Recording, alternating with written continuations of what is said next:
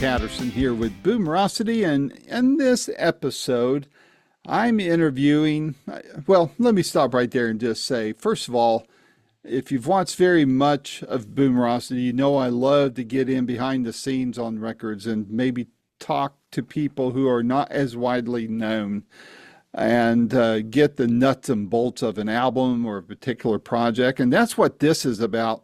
I'm interviewing Rick Hirsch in this episode, and he was part of Wet Willie, and he worked with Billy Vera's band, and he worked with Greg Allman and Cher when they were together. So Rick's been around a while, and he's played some great music. He's a great guitarist, and we talk about his collection and his work with these people. But the primary reason why we got together is because he worked with greats like Chuck Leavell and Randall Bramlett in getting an album together of the late Tommy Talton. It was actually Tommy's album. He's all over it. But sadly, we lost Tommy back in 2023. And this was his last album that he recorded before his passing. And Rick and Chuck and the others got involved. And if you haven't heard it already, I encourage you to get it. It's absolutely amazing. Some great songs on there. Outstanding musicianship. I think you're really going to like it. If you like songs that might harken back a little bit to the Capricorn Records era of like the Allman Brothers and people like that, and these guys all had something to do with the Allman Brothers at one point in time, then you're really going to love this record. I encourage you to add it to your collection. Buy it. Don't download it. Don't just stream it. Please buy it. You can even get it in vinyl. That's what I have. So while you're listening to this interview, would you mind going ahead and hitting like, especially if you like it? And if you're not already a subscriber, just hit the subscribe button. I'm not going to bill you for anything. It just helps us out on our ends. It contributes to us getting paid, even though you're not sending any money to us. And also, please share it with your music-loving friends. So without any further ado, here is my first of what I'm pretty sure going to be many more interviews in the future with phenomenal guitarist Rick Hirsch. Until next time, this is Randy Patterson with Boomerocity. Take care. Hey, I didn't know you were going to record this. It's so it could hold up in court later. Yeah, right. Really. Yeah. Being in the litigious nation that we live in. Good Lord, tell me about it. I know, man. Yeah, I like the telly in the background there. What's the story on that? Yeah, that block of wood, I was playing at this little place in Pascagoula, Mississippi.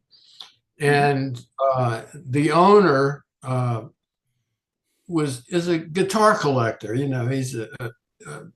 plays a lot, and he gets all these guitars, and he would have them hanging all around the stage, And so I broke a string on my guitar that night, and I saw that telly up there. I grabbed it and played it for the rest of my set. And at the end of the night, I asked Mark, his name's Mark Harrelson. Wait a minute. No, that's the wrong guy. Take that back. But anyway, Garrison, that's his last name. But I said, listen, I want to buy this guitar. And he said, okay, yeah, absolutely. And I picked it up. It's just one of the coolest sounding guitars I have. And I have a lot of guitars. What, are you in competition with Joe Bonamassa or something? Not at all. Not like that. In fact, I'd like to sell him one of my guitars, well, he'd probably be a buyer, I don't know. I am in the Burst Believer club, I guess you'd say. I have one of those.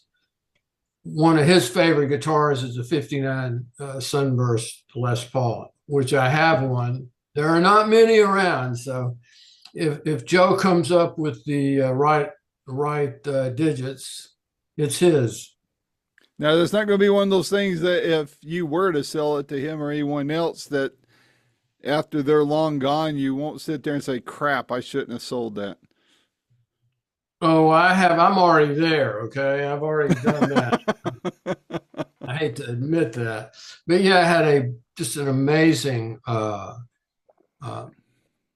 uh, custom Les Paul. It's like about a 68, something like that.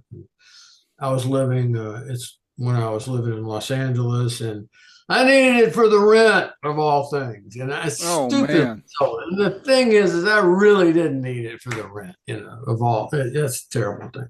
But anyway, yeah, gone. Oh man. Well, I'll ask you I, this, I and then we'll get regret, on track. okay, Go I ahead. regret every guitar that I've ever sold. I regret having sold. Well, then don't sell this one because you know I'm you're going to not. regret it. I'm not going to sell that. Well, my 59, maybe. I don't know. It's like a 401k or something. Oh, there you go. Well, yeah, there's that. There's cars I wish I hadn't have sold. But is there? I didn't have this down to ask you, but is there a holy grail of guitars that in your mind, and if so, do you own it? I own several holy grails. I mean, it just depends on your taste for what guitars you appreciate. You know, Gibsons, of course, to me are probably the best guitars. Uh, although my go-to guitar on stage is a Fender Stratocaster, Why because of is its that? versatility. Oh yeah, Versatility. there you go. Yeah, yeah, that's what It I'm plugs talking. in anywhere, anywhere. Yeah, So, very cool. but yeah, I have a Very cool. bunch of guitars. A function of age. That's the only reason I have those guitars. But they're valuable. I, I have a pretty massive little collection, but So, so so Norm it over at Norm's Rare Guitars or whatever that's called there. That he would be envious maybe of what you have. he actually, I lived in Los Angeles for like, I don't know, 35 years. And I played with a group called Billy and the Beaters. That's And Billy with Vera's band, isn't it? Billy Vera, right. Yeah, And Norm would come to a lot of our shows. And really. he coveted my 59 Les Paul Sunburst, and he had hit on it a few times. He said, "Yeah, man, you ought to sell that to me. It's probably worth $10,000. Come on, like that, And at the time, that was back in the '80s, and that guitar was starting to creep up in value, But I held on to that one, I still have it, and I've had a few people approach me about it. Hmm. But I mean, so yes, Norm, right? I knew him. I'm acquainted with Norm. So Yeah.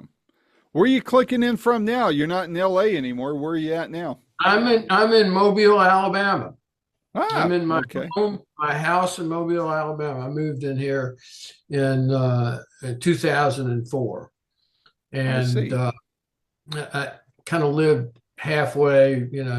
2 months here, 2 months LA for I don't know the last 20 odd years, and finally leased out my property in Los Angeles at the end of 21. Ah, I see. So I lived in Huntsville twice, and okay, before my dad's career took us to Phoenix, and so that Phoenix was home for until my early 20s, and then I wound up in Dallas, and now I'm in the Smoky Mountains. So wow, that's a good place to be. yeah, Where, yeah. I Pardon me. which city or town? Sevierville. I'm about 2 miles Oh up the yeah. road from Dollywood. Okay. Yeah, I know So, Pigeon Forge, all that stuff up there. oh yeah. My brother had a cabin up there that we used to go to a bunch, and beautiful, Well, I've lived here for the last 12 years. I was my dad's caregiver, and he passed away almost 2 weeks ago, about a week and a half ago. And Oh, so I'll be ouch. settling the estate, and I wish I could buy the place, but it's more than I can afford right now. So, it's my 59 Gibson Les Paul, So Ah, I understood. You have siblings? yes, one my sister and I were co-executors. So, Okay, right. I won't get into oh, the we get along great. We get along oh, great. good, It's good, good. So far so good. I can't complain, and we there's no problems there, and we'll probably have to take our time liquidating and all that because she and her husband may buy it, but a nasty divorce and some ill-timed events prevent me from making this Oh, purchase as much as I'd like to, unless I win the lottery and then all bets are off. So, I understand. That sounds like a beautiful place up there, though. I oh, know it what the city is. is like. Yeah, It's really it's nice. absolutely stunning here. Traffic gets bad every once in a while. We had the what do they call those things? The slammed enough gathering with the little small cars that are obnoxiously loud and their wheels are, they let me see if I can do it right on the camera where they kind of fan out a little bit. And man, they were just not, I can't say all of them were, but there were enough of them that were troublemakers that they're prevented from coming here anymore, at least officially and as an organized group. Wow. So, but Okay. but twice a year we have the rod runs where you see all the classic cars. Traffic goes into gridlock, but hey, it's fun to look at all the beauties here from when we were kids, 60s, 70s, that kind of Sure. thing. Yeah. Yeah. So, Kind of but like cruising the coast in Biloxi. yep. Have you ever heard of that? No, You know? I mean I've been to Biloxi, but I haven't heard of that. Oh man, it's insane. Like for a week. I mean, I refuse to go because you just cannot. I mean, to navigate all that traffic, but it is pretty cool when I have gone. They've Yeah. got Well, every car you ever thought of in your life. exactly. You know. Exactly. Well, here, a 20-minute drive turns into over 3 hours. So and that thanks to Yeah, GPS, right. the people start learning where the back roads are. So now locals don't even have that anymore. But, it's 3 or 4 days and then it's done. Small price to pay. Yeah, But, right. It's a hobby. yeah. Well, man, I'm glad we got to meet up here.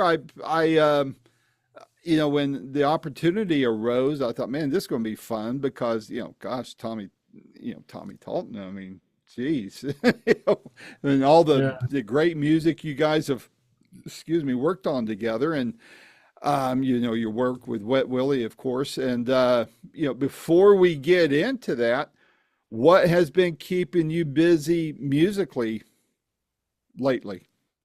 Wow. Besides getting this thing ready to put out there and everybody Yeah, yeah, enjoy. yeah, yeah. Which is, by the way, which has been you hear the expression labor, the cliche labor of love, which this definitely was. I mean, I had some great opportunity to, converse and get really deep with Tommy on this album, because I ended up, for whatever reason, basically co-producing it with him. And yeah, we had lots of laughs and lots of fun. Um, we'll get into that. But anyway, what was the question again? When are you shipping Oh that yeah, 59 Les Paul to me? No, yeah, no. right, right. No, you were asking me what have I been doing uh, most recently. Yeah, I Yeah. work with, I've got a little studio here, Studio H2O, which is Hmm. where Tommy and I completed 7 levels. Hmm. So when I moved back in 2004, or came here in 2004, I bought this place, which is on a river. You can't see the river, but there's a river back there. And it's really just kind of a writer's paradise and retreat. And I really and truly, I designed this little studio as a writer's project studio. And um, people would come in here and do the work and record it. And it really was just intended to do that, for people to come in and kind of suss out their songs and material. And some of them ended up putting out their music. from this studio. So the word of mouth kind of got around, and it just turned into a recording studio, full on recording studio. And it's a cool place to do it because really, if a writer comes here, that person is able to really separate from all the minutia going on in their world. I mean, it accommodates, it's like 5 bedrooms. Everybody has a place to stay and sleep and privacy. And it's a good brain rinse. It's a good place to go to sleep, a good place to wake up. So people can really kind of focus on their projects. And people have come here from really like a lot of different places, like Australia, Belgium, France, Germany. Yeah. And of course, a lot of local regional people have been in here doing work. Kind of like how that's Caribou what I've been Ranch doing. used to be. Is it kind of like how well, shoot, I wish it was like Caribou Ranch. Elton showed up yet, but it's been really nice. It's been really great. I've enjoyed it. I kind of ended up in this production capacity. I'd had learned a few skills in that area in Los Angeles because I had a studio out there too, but really have gotten into it here. Really have gotten and evolved my skill set. Hopefully, anyway. So that's what I've been doing. Well, obviously, many of my viewers because I focus on the baby boomer demographic, and basically the music we either grew up listening to, or I focus on new artists, like a Joe Bonamassa. I mean, he's not new, but he's newer. And, anything I think baby boomers would be interested in, that's what I go for. Gotcha. Obviously, a lot of the viewers that I have will know you from your incredible work with Wet Willie and, other Southern rock acts. For those that might be just catching up on it, describe your own musical journey and that has led you to this point. Maybe name drop a little bit, Right. Oh, I know. I have to. Let me look. I did pull out a sheet in case I got asked that dastardly question because it's like I'm one of those people. It's just I don't necessarily love talking about me necessarily, but yeah. Wet Willie was, I guess, what you would say my. I call it my childhood band, because that was like in 1968, 69. Mm-hmm. You said the word baby boomer. Of course, that's way before my time. The baby.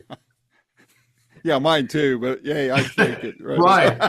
We'll act like we're baby boomers. That's but anyway, right. We'll be Gen Xers in real life, though, right? So yeah. Oh, I'm a millennial, dude. But anyway. No, at the end of Wet Willie, I guess from that band started in like 69, and I left in 76 to move to Los Angeles and work with Greg Allman had called me to do an album with he and Cher. They were doing their duet record. Mm-hmm. So I'm going to try to make this as succinct as possible. So anyway, went out there, did that album, and was asked to stick around and play and record and be part of their whole touring entourage.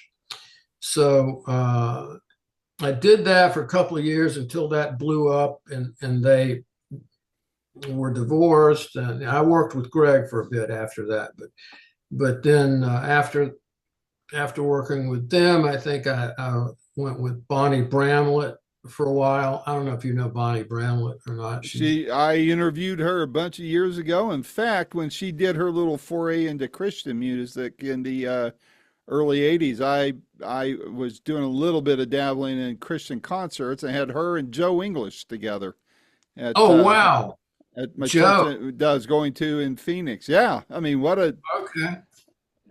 I hear he's. I interviewed Frank Hanna a couple months ago from Tesla, and his father-in-law was Dickie Betts. So small world there. But his I think he's kind of his other father-in-law through because of the divorce and all that was Joe English, and he said Joe's retired from the ministry now because he got out of music not long after I Yeah. promoted that show in Phoenix, and he was at this church. Then he retired from there, and I think I think he works at an auto parts store or something in one of the Carolinas. hmm Yeah, yeah. Just So decided to give it up. yeah, Give it yeah. yeah. I get it. There's a lot of thought went into that because he was an amazing drummer. He used to play with a group called Jam Factory. I think was no Tall Sea Dogs. level. Yeah. No, this is prior to that. Oh, okay, gotcha. Yeah, they were from Syracuse or Binghamton, New York, Yeah. and it was a great band. Really funk. Like first time I saw them, I was like, "Are you kidding me? What are those guys doing?" It's really remarkably cool band. But anyway, so yeah, Bonnie Bramlett was kind of the next thing.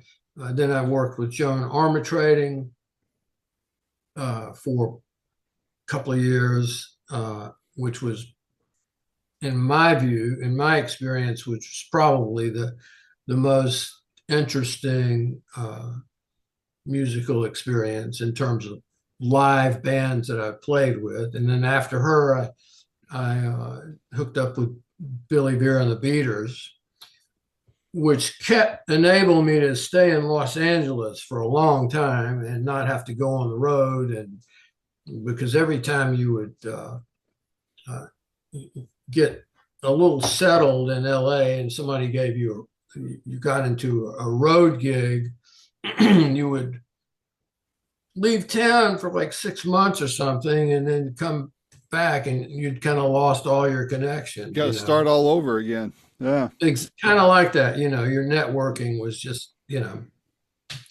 so that enabled me to stay in Los Angeles. And that was a really great just education. You talk about going to school, and I'm not talking about the school of hard knocks. It was nothing like that. I mean, it was really just a great way to evolve musically. Uh, I if you a lot of great players live in Los Angeles, as you know, and at that time anyway. And some of my champions lived out there, like Phil Upchurch or Ted Green and those kind of folks that I knew about, and always had wanted to meet them, or better yet, get some lessons from them. And you could do that out there. It was remarkable. You can just call them up and say, "Hey, listen, I'd really love to work with you and get some, do some monkey do, monkey see, monkey do kind of, and they were all about it. I said, "Oh yeah, man, come on," and I'd hook up with those guys. And so that was great. Got to improve my engineering skills with my studio, and that I got a lot of work doing that stuff. A lot of it I have to attribute to Billy and the Beaters because that band was getting around. We had a hit with a song called "At This Moment," Yep. which was kind of, you know, um, it was good in one sense because obviously gave you a lot of exposure. But in another sense, it kind of defeated the purpose of wanting to stay in LA and not kind of go on a tour. And we didn't do a whole lot of that, but we did some. Anyway, that's kind of where I've been. I mean, I got to do a lot of work. Billy and the Beaters was a lot happened with that band, and I was part of it. I mean, we were in a bunch of movies, worked with a ton of different people. Yeah, things were clicking with that group. I think a lot of people don't realize too what a great musicologist or music historian Billy is. I interviewed him a few years ago when a box set was coming out on Little Richard, I think it was. Uh-huh. Something like Yeah, that. yeah. And he kind of curated it together. And, this is even before Little Richard died. And, I forget who was handling the publicity on it, but they said, "Hey, you want to talk to Billy?" I said, "Yeah." And man, what an education just in that little bit I Oh got yeah. to talk with him, Oh yeah. Yeah, man. It's like I'd ask him, man, we'd do a gig somewhere, we just play these joints in Los Angeles. Hmm. And it was fun. He would, Billy's history, a little bit of his history, he was in New York. He played with a lot of those R&B reviews back in the days with the Shirelles and the Ronettes and those kind of bands, And so he knew all that stuff. And plus, he's a really underrated guitar player. Okay. Oh, I It's didn't know like, that. he's not like a soloist or anything, he's not like this massively great. But I think he's probably one of the best rhythm guitar players that I've ever met. Just Hmm. amazing. And he plays a telly. But yeah, he knew all those songs like "Baby, It's You" and he knew all the exact riffs. He was, like you say, he's a very knowledgeable guy. Hmm. Really learned a lot from him and with him. So Well, that those good. song, he shared the story with me how that song was Oh yeah. like how accidental it was, and they had to hurry up. And I don't even think there was a pressing of it when they played it on that Michael J. Fox show, and they had to hurry up and get it out there, and it kind of took We, off almost without him. we cut it for the Michael J. Fox show, actually, that version. We went Hmm. into Cherokee Studios, which was kind of an iconic studio in Los Angeles. And we cut At This Moment specifically for what was the name of that show? Family Ties, was it? Family Ties, right. Yeah, Yeah, yeah. yeah. And yeah, it was crazy. It was just, I mean, that song basically, the story I got anyway was that people were, CBS, I guess, was who had it on. That was one of their shows, and people started calling in about that song and what song was that and can they get it and so forth. Man, Billy knew how to seize the moment. Don't forget, he had cut that tune on, I think, in a studio setting before that live album came out. Hmm. And if I might not be getting that right, actually, I think that live album was the first time it had been tracked or cut and released. But anyway, long story short, yeah, he seized the moment, got Rhino Records on it, got the rights from whatever label it had been on originally, and I think it went to #1 and Billboard for 2 straight weeks, which was pretty Wow. strong. back Yeah. then. You know, Yeah. I don't know what blew it out of the saddle, but pretty good run. Hey, not too many people can say that, and for fans, they probably don't appreciate that accomplishment so much. They'll know the song when they hear it, but for me, I love hearing the nuts and bolts behind the scenes stuff on that Uh-huh. because to me, it's as entertaining as the songs themselves.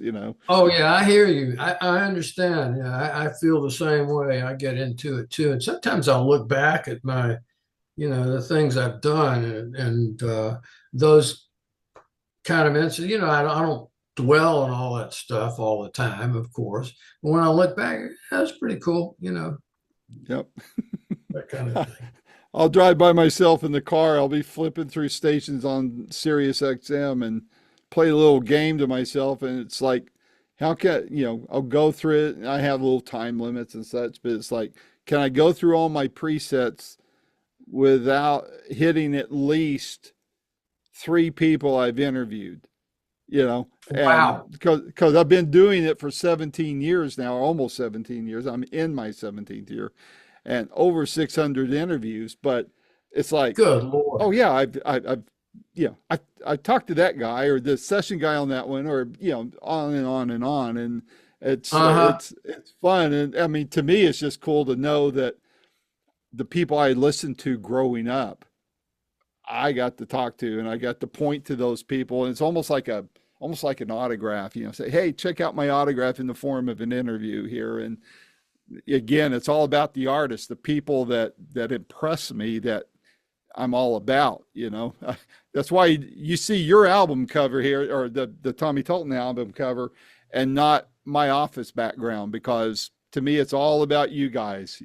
So I do see that picture but and yeah, it's a sentimental thing. It's a bittersweet uh, cover right there, because well, let's talk about the album. What start with the cover? What's the story behind it, and then we'll get into the you record know, itself.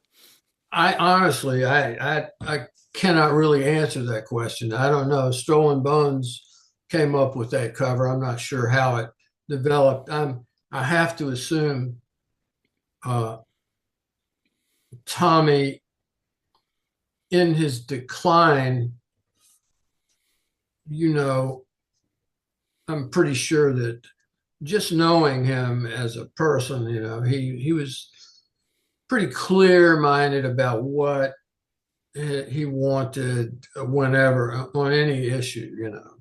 Uh, and I know that's I can see him. That's a very sincere looking pose and photograph, and I think that's probably the message he wanted to deliver. You can see it right there in his face and his posture. So I'd almost wager there's even a story behind the guitar he's posed with there. I can't really see it. He had a few guitars. Is that the 335? I I can't. can't. I think so, but I wouldn't swear to it. Yeah, he loved that guitar. He really did. He had a custom guitar too that somebody had fabbed for him, and that had these little. Are you a guitarist? I just know a lot of, or a bit about him. I wouldn't even say a Okay. lot, but I study because I know you guys are, right? So Well, the reason I ask is, there's this company named Dan Electro, and yeah, they make these lipstick pickups, and he had this custom Strat made, and this wild looking guitar. Anyway, I'm surprised they didn't use that on there because he loved that axe. But if it's at 335, yeah, that was definitely one of his prized axes for sure. how'd you come to know Tommy? What's the story behind your friendship there? It was like a convergence of people. The Allman Brothers, of course, had begun their ascent uh, in around 1969. They really started getting into, and they found their collective voice, I guess you would say. Mm-hmm. And I had heard the very first album, their debut album called the Allman Brothers album, and that's that classic picture of them on the front with the in front of some kind of maybe it's a church or some type of building like that with Barry, and just an interesting photograph.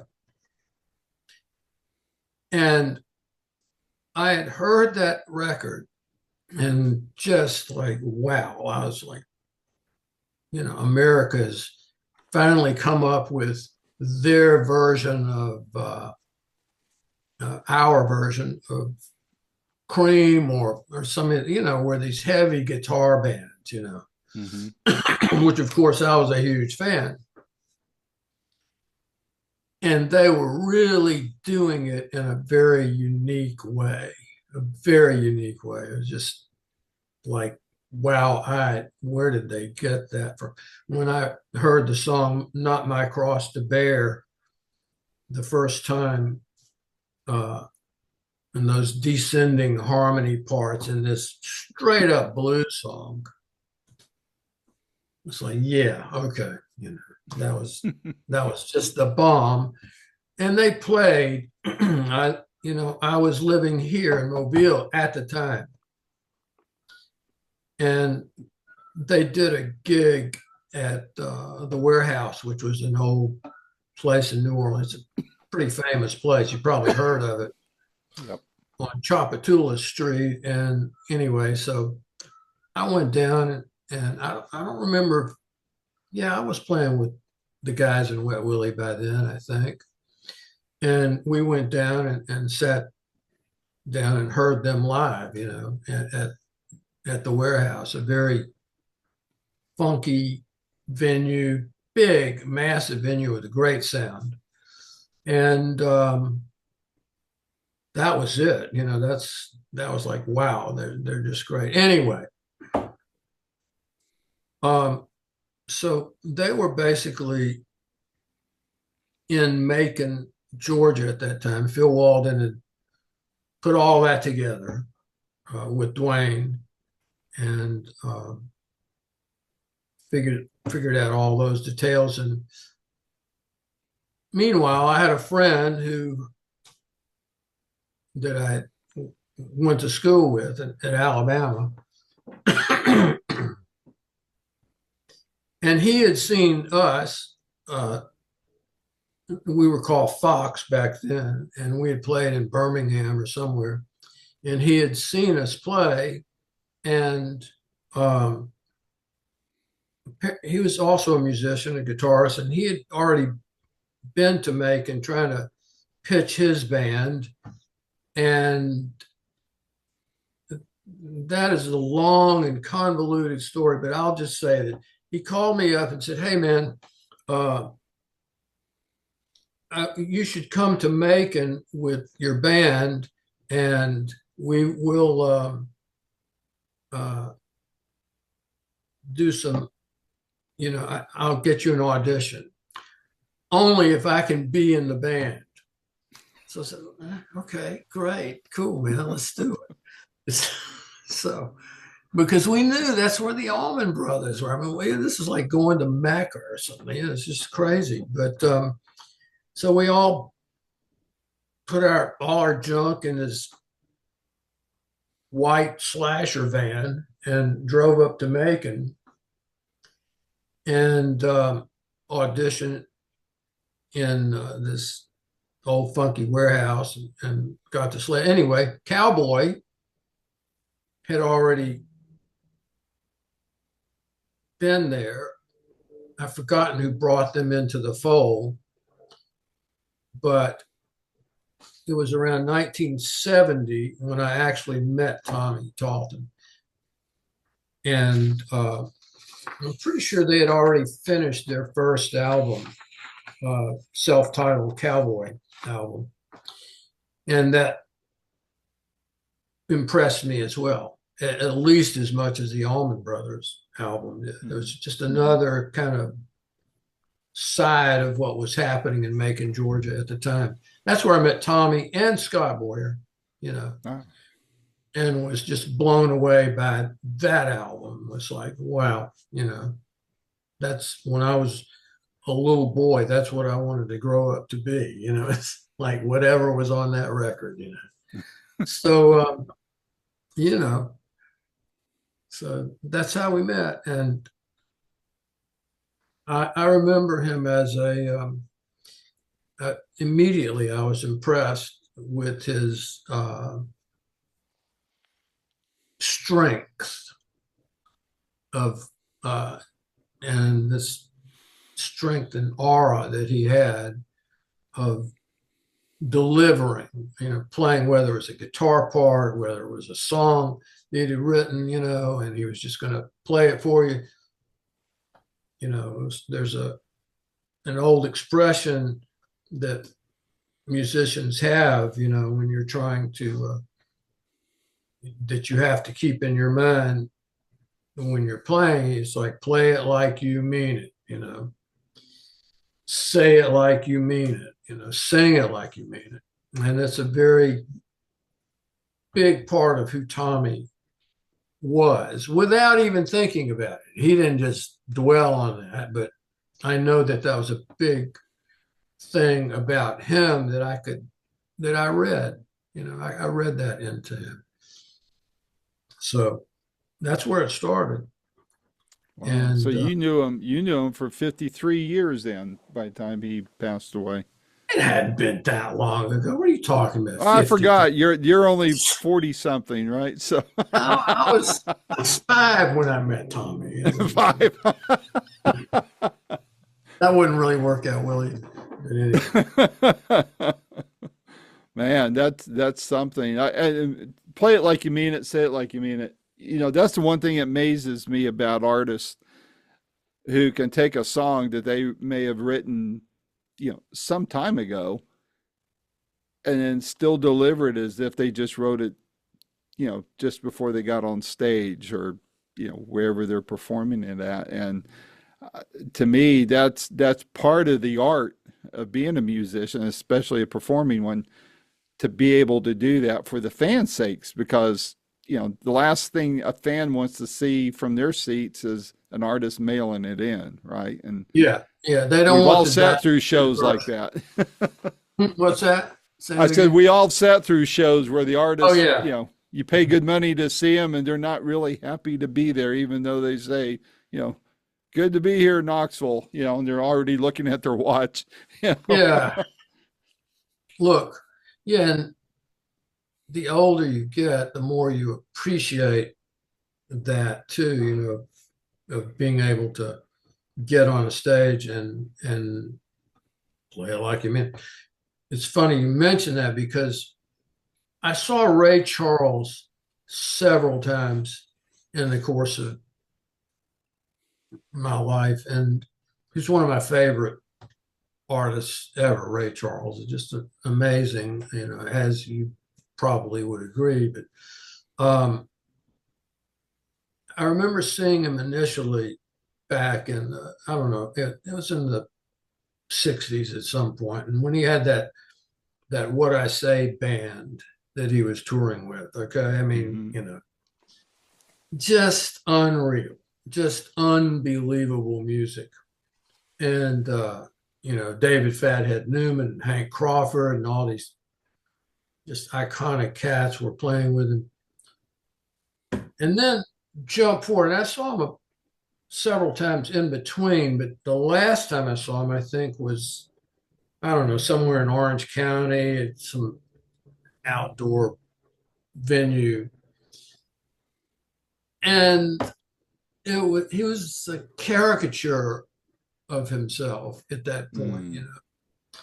And it's like, well, that's not really the nicest thing to say about somebody, but you know, he was clock watching. I guess he was getting kind of up there too. He's getting kind of fried, you know, and Well, getting Elvis tired. did the same thing.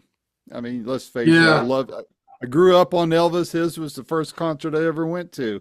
But the Oh, video I saw okay. of those later years, man, he just, or you can even hear it in the recordings. I mean, he was doing it at hyper speed as like he was trying to get in and out of there. And, at least that's how it come across to me. And I hate No, I saying that because I understand. was such a big fan.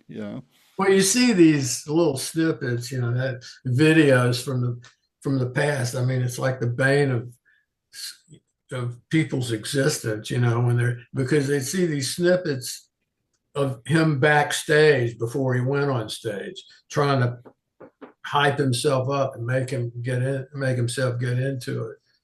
But yeah, that was those Vegas days were there were some good ones though. I mean, that one classic one that Steve Bender produced, where he was basically in the round with Scotty Yeah. Moore, or was it The James? comeback special. Yeah. Yeah, with the black leather and man, Yep. everything you wanted Elvis to be, he was at that moment. You know what I Yep. mean? It was like, Yep. that's the Elvis I in my head, So Yeah. Up although until say about 75, and then things started going south on him. yeah, yeah, I saw him when I was a little boy at the Greater Gulf State Fair here in Mobile. Wow. Yeah, crazy, right? I mean, Hold it, wait. You're not old enough for that to have happened. You've oh been yeah, lying to me already, Rick. Come on. well, that's true. I was born before that. Anyway, but yeah, I You remember remember that. much about that show? I I remember I got the images in my head, So Hmm. Same here. with yeah, there you go. Yep. It's mine was in 73. Easter Sunday in 1973 in Phoenix, Arizona is when I got to see him. Oh, okay. All Right right. after a couple months after the satellite special. But Uh-huh. The satellite but special. phenomenal. Yeah, the Aloha from Hawaii where they did it, broadcast it by satellite to all over the world, and Oh, he had okay. that big double album that came out from that. I got you. Yeah, All right. so he was still skinny when I saw him, but Ah, right. but so Tommy passed away in 2023. Mhm. So, and still his imprint on music is still alive and well. What did it mean to you? Well, first of all, I'm getting ahead of myself. How did the Seven Levels project come about, and how were you brought into it to help make it happen? Well,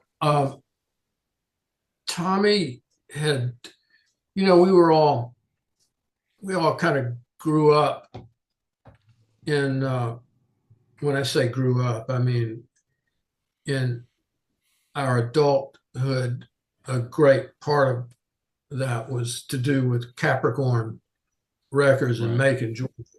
So we all knew each other. And Tommy had worked with everybody in that band to one degree or another. Chuck and Randall and Bill and Charlie Hayward um, and myself. And so, and we had all played in that studio, Capricorn Records, before. We had all done albums there back in the 70s. So, and it stayed in touch. I did some work with him between then and then, of course. And I think I did an album. I played on an album that he did that Johnny Sandlin, I think it was the last album Johnny had produced on them as Cowboy called. They did an album called Five Will Get You 10, but then this album was called 10 Will Get You 20. And that was in Decatur, Alabama, at Johnny's studio, Duct Tape. And anyway, they had called me to come up and play on a tune that I wrote that they did on that album called Let It Rain. And, a little incidental. And before that, he had been down here, been to this studio. I think we'd gotten off and played some jam downstairs, and he turned it into a song, and it was on, what was the album? Let's Get Out of Here, maybe, or one of those. I can't remember. There were two or three that were back to back. Anyway, so the point is that we'd seen a fair amount of each other in the years from between now and way back then in the 70s. And so he called me up and said, "Hey, I'd like for you to play on this project I'm going to do at Capricorn." He named the rest of the musicians. And I said, "Hell yeah, absolutely." I wasn't going to miss out on that. So that's how it happened. That's pretty much what it was, And again, the collective of those musicians, Bill Stewart, Charlie Hayward, Chuck Level, Randall Bramlett, and myself, and of course Tommy, there we were in this big old studio. I mean, it's a pretty big place, relatively speaking, and it's a good studio. But there we were, and he had a handful of tunes that he had written, and we just had at it. Did you guys know that he was ill and Oh yeah. Yeah. Oh yeah. I was completely aware of all of that. And of course, you hear the expression frequently that when someone is dealing with that, some horrific disease, that they don't let it define them, and I get that completely, man. It's like, yeah. And here he was back, probably killing him. Studio work's not all, it's not that easy. Of course, when you're playing music, you tend to get lost in the moment of the music, and it's almost like a big relief from whatever else is hurting, So that's pretty much where he was at, I think. He just wanted to play, and you can hear that one song that ends the album, "Say a Prayer on My Behalf." And I think that song, honestly, I think that really just was him blowing out that frustration of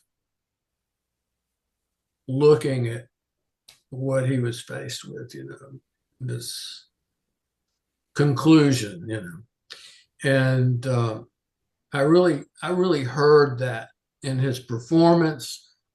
To me, it's a really just visceral moment that we had. It's dark. He played the blues. I mean, like, I never heard Tommy Talton play the blues before then. Okay, and that's weird because all the years we've known each other. But he played the frickin' blues on that tune. Okay, Mm-hmm. I mean, really killed it. And he sang it great too. So it's a really good moment. Was there a particular song or moment during the making of this album where that you feel really captured Tommy's essence, or maybe even reminded you why his music connected with so many people? Well, as I said, I was a big fan of Cowboy, and there were, Tommy and Scott both contributed songs to that project, Cowboy, that were, that were always interesting to me. And in particular, I can name some of Tommy's songs from back then. Maybe Josephine Beyond Compare was one, and I was like, wow, this guy wrote this magnificent piece of music and lyric, and I was blown away back then. And now he's written a bunch of stuff and has done a ton of work since then, that he's put out, as you probably know. And on this album, I hear him. He always evolved. Okay, I mean, we had written a tune on one of the albums called what's the name of it? You Can't Argue with Love.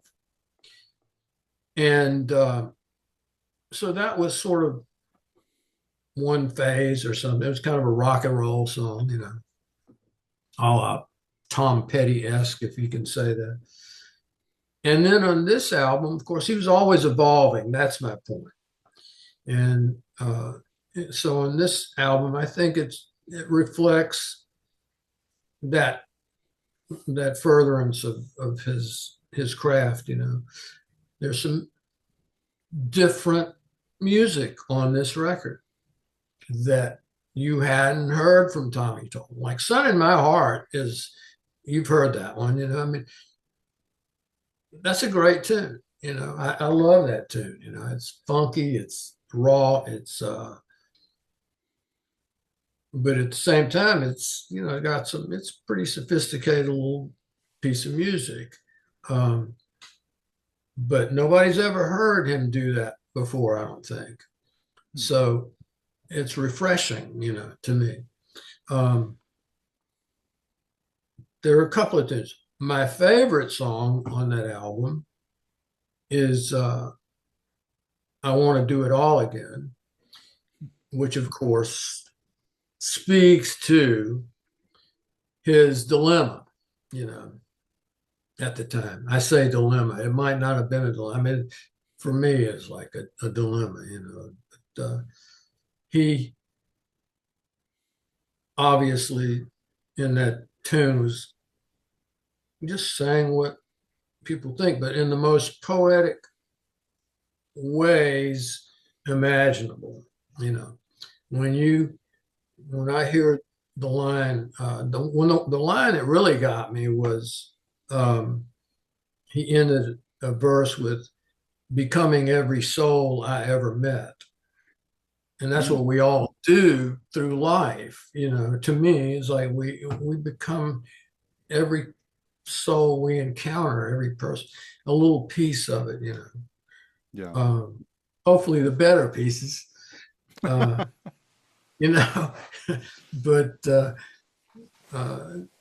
then the other line in that tune is, I am a blind man at a window painting an imaginary view, which of course is him saying,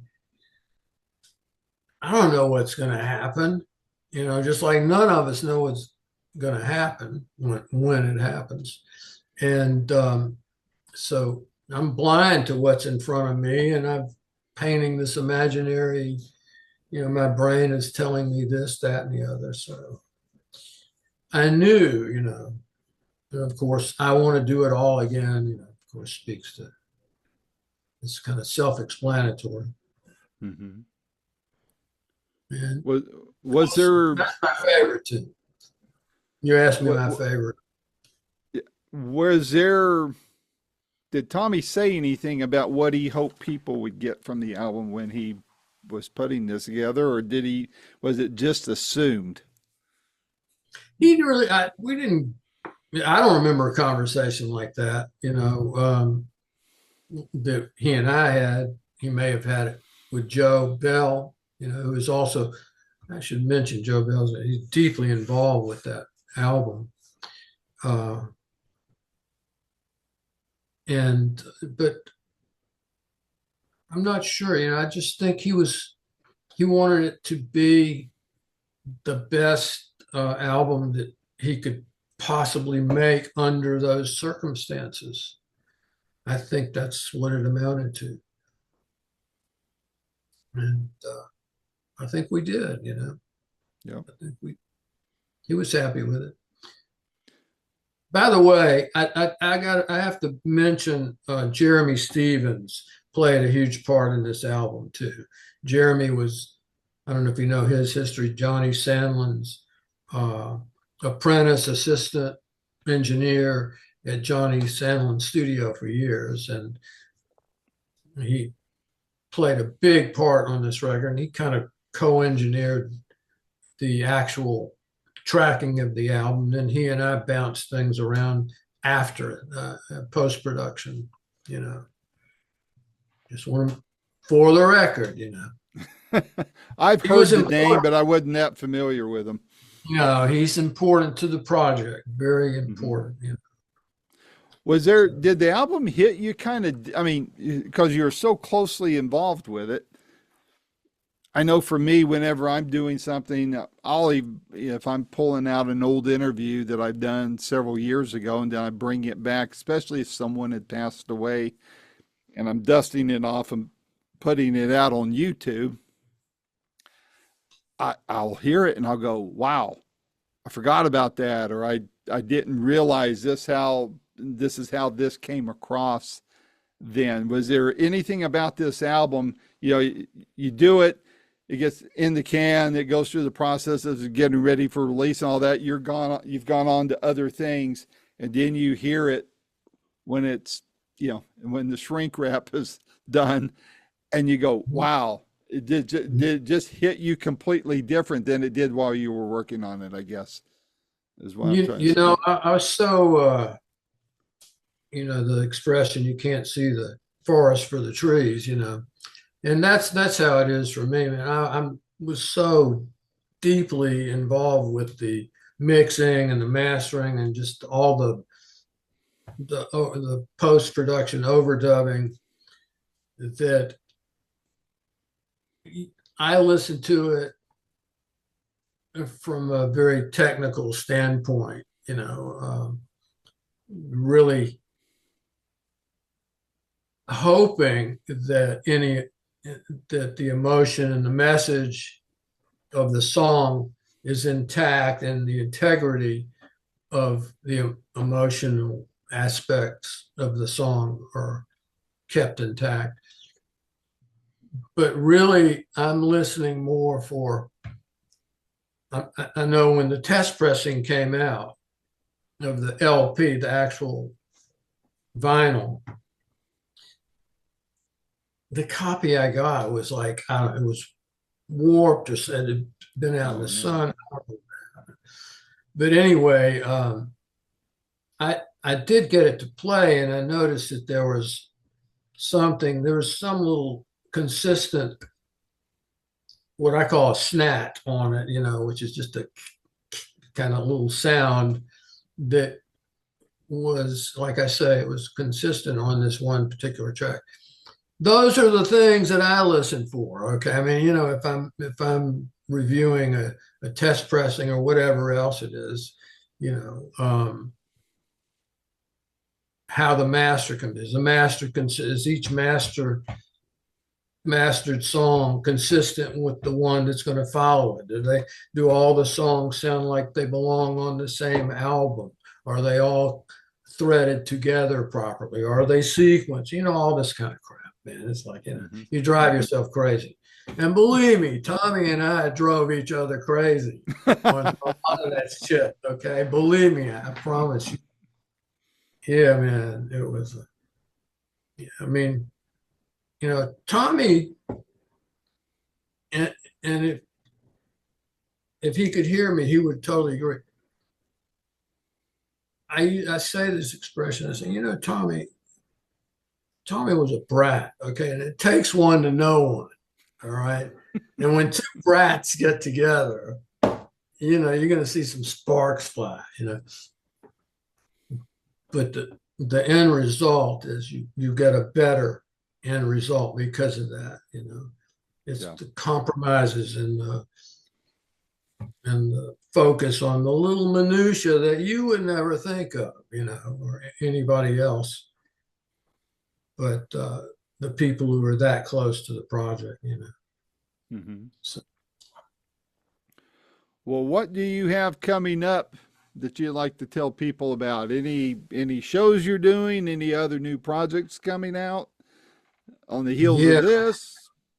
I am producing I work with a group called Molly Thomas and the Rarebirds, which is a quartet. It's kind of a folk rock thing, but Molly Thomas is a force to be reckoned with. She's strong, super strong. She has just released an album that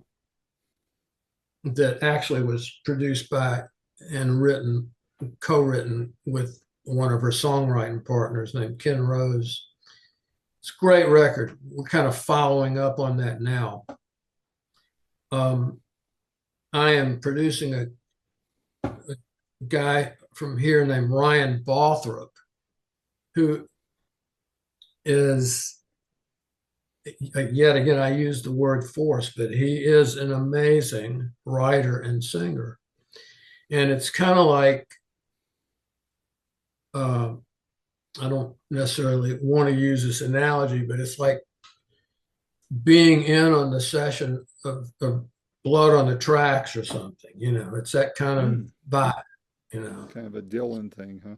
Well, yeah, but Dylan at that place, Blood on the Tracks, was just this one particular era of Bob Dylan. Mm-hmm. Mm-hmm. And a few other things. I'm getting ready to put it all aside and jump back into my own music. I write a lot of instrumental stuff. And so I've got about 20 songs I haven't recorded, and I'm getting ready to do those. Fun. Yeah, I'm getting ready to say, no, I'm shutting the door. Nobody's going to be here but, me and a drummer and a keyboard player, and I'll lay it down, Well, man, when this stuff starts getting close to being dropped, clue me in on it so we can set one of these up and we'll talk about it, and I'll do my part to help get the word out, because I'd love to do that. Because by golly, you're the funnest millennial I've ever interviewed. So oh, well. Yeah, we'll go with that. Likewise. Oh, you say that to all the boys. So. Yeah, right. It's been great, man. I've enjoyed it. I did too, man. I always enjoy, like I said, reflecting on Tommy and going back. And I thought about this, before we started talking, and just when I look through our text thread, I mean, you have certain people, in the world and the current place we're in, text threads they're like volumes, with especially on an individual person, your text thread with that person is like, it's an interesting thing. And if you review them, sometimes, which I did with Tommy a lot, because we texted constantly, 3:30 in the morning. You got to text. And, we're both night owls. Mm-hmm. And we talk about one song or another. And anyway, just those kind of things. And I enjoyed doing that, so. Yeah. Appreciate it. you could tell the warmth of the album. Um, I think a person listening to it and not knowing the backstory, not even knowing that he had passed or anything like Hmm. that, I think they would pick up on something special there. Maybe not be able to articulate it or define it, but there's just it's sometimes maybe even bittersweetness to it, and you're kind of Yeah. wondering why is it sounding that way, and so yeah, I mean it's a great album. I hope people pick it up. I've got a vinyl copy here. They sent it to me, and I'm what I Good, good, hope good. I could do is run into you, each of you, obviously not Tommy, but whenever it happened. I mean, I've interviewed Chuck, I don't know, 3 or 4 times, and Randall once, and don't think I talked to any of the other guys on the album, but it'd be great to be able to see you guys and get you all to sign it. And then you can't see it here because of the virtual backdrop, but my wall's covered with, or the whole room has got signed albums that I've got hanging up all over the place. It's just Okay. for my enjoyment. I don't sell them. Whoever inherits them or cleans out my office after I'm gone will be the ones that get them. So I'm not selling them, but so it'd be I'm an happy. honor to be able to meet you guys and whenever it's convenient and get your signatures on there. Just Can I ask you which, do you have a particular song off of Seven Levels that you yeah, let me immediately pull it up here. glom I on? There was one I I thought I got the sun in my heart was Uh-huh. very, Yeah. very different, very unique. And then the way this thing got uploaded into my player is different. And then I want to do it all again. Those two were the two that really grabbed my attention, and you got the repeat button hit Hmm. a time or Cool, two. cool, cool, cool. Great. Yeah, those are my two favorites. It's the truth. And I love that line, I've got the sun in my heart. And he did. Yeah. Okay. I think those are the kind of songs that people, when they get, if it, I've heard labels such as Anurhythm or what was the other one they I can't remember, but anyway, when the song just keeps, I call it a song looping on the jukebox in my mind.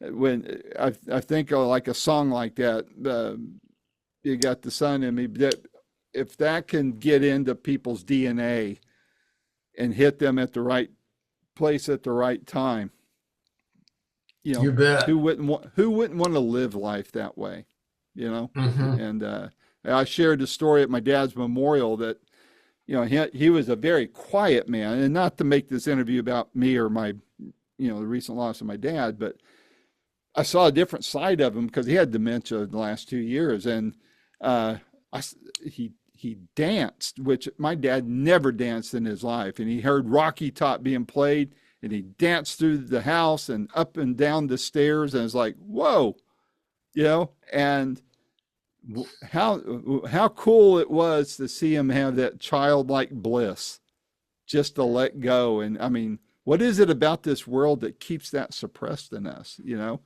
And so to have the sun in your heart, man, what a great line for people to hold on to and let that rub off on them, especially if they're going through a dark time, like Tommy was. Hey, your father apparently had the sun in his heart when he Yep, heard that. yep. You're 2 weeks out from that. It'll be 2 weeks this Sunday when he passed. Hardest day of my life. Hardest day of my life. When that mine went in 83. But dang, it's a thing, man. How old was your father? 89. He turned 89 in June. Oh, okay. I, June what? I huh? June what? What day? June 7th. Really, I'm June 8th. Really, Dean Martin was June 7th as well, but 1917, I think, instead of 1936. And Oh, I okay. actually got Dina Martin to wish my dad a happy birthday on audio, and I played it for him Wow. soon after that. He got the biggest kick out of that. That's great. Yeah, I bet. I bet. But, well, All Rick, right. Well, this is a lot of fun, man. Pardon I me? appreciate it.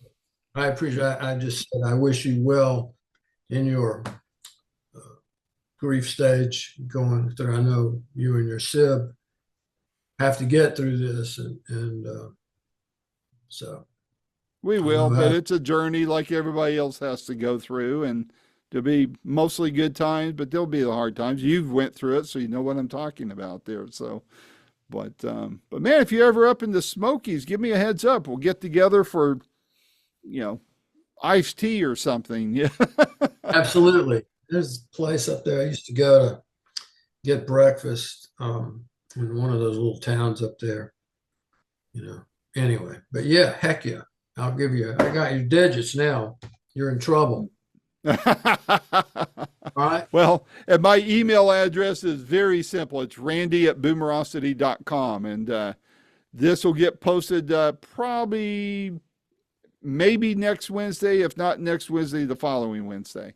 But Okay. I'll put it out there, get it edited, and we'll have it out there, and I'll put a link to where people can buy the album and such. And man, like I said, if you any of your other projects coming up, whether they're your own solo stuff or the bands you mentioned, let me know. Hit me up on it, and we'll get something set up. I love turning people on to music that, you know, maybe is a nice little secret, and catch them while Mhm. they're just ascending and that kind of thing. I love turning people on to new stuff. So keep me in mind, and we'll make some things happen.